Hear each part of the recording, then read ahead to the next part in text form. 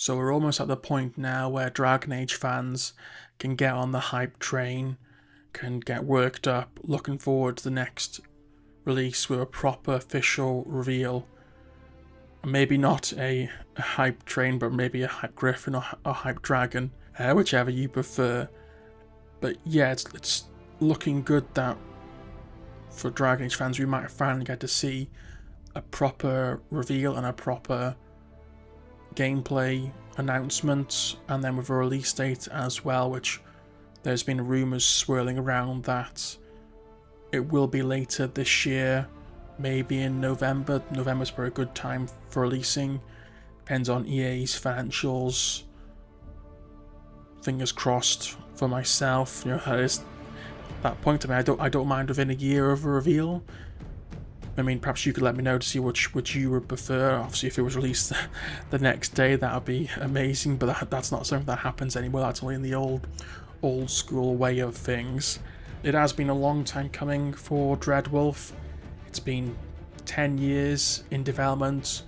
Well, not really 10 years. It's more like it's been on and off. There's a fantastic video by Jackdaw where goes into detail of it, and he spent 10 years covering the game. I doubt he would have thought that he would have spent so many years covering the potential development of Dreadwolf, and you would have thought, considering what happened to the first three titles anyway.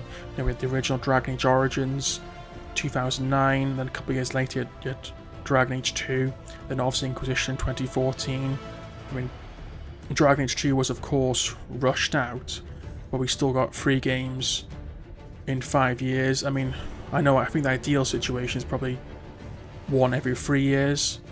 Fingers crossed that Dragon Age Dreadwolf is a success, and it can be a bit more of a revitalization of the studio, and we do see more Dragon Age games more and more frequent basis, because if it's every 10 years, I'll probably be dead by the time this whole thing finishes off. So someone who's in their 30s now, I can't be having one Dragon Age game a decade. It's far too long, and hopefully BioWare is now over the structural issues that has plagued it basically since Dragon Age Origins. I mean, since Dragon Age Inquisition. I think part of it obviously was there used to be like 2 sort of sections where you had work on Dragon Age and work on Mass Effect, and they tried expanding with Andromeda and giving a new studio, and then work on Anthem, and obviously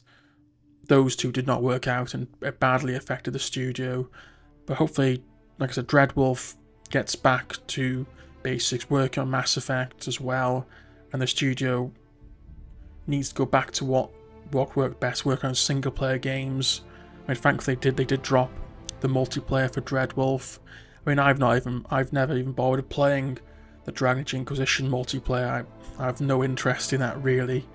Though admitting that, saying that, the Mass Effect 3 multiplayer was pretty good back in the day. I mean, there are a lot of speculations about where it is set. Apparently we know it might be fighting Darkspawn in Weissap. I think the Divinity Imperium is obviously the big area. Obviously last trailer, that should be the main stake, so probably Dorian should appear in that, and maybe Iron Bull, and a few characters hopefully were returning, and seeing how they're getting on many years later. I'll be delighted to know what you all think. Are you looking forward to the next Dragon Age? Do you think it will come later this year? Do you have any reservations about it, or things you'd like to see in the game? And are you going to be watching the Summer's Games Fest? Hopefully there might be something new as well. Please let me know, and please subscribe, and chat with you soon. Thanks, bye.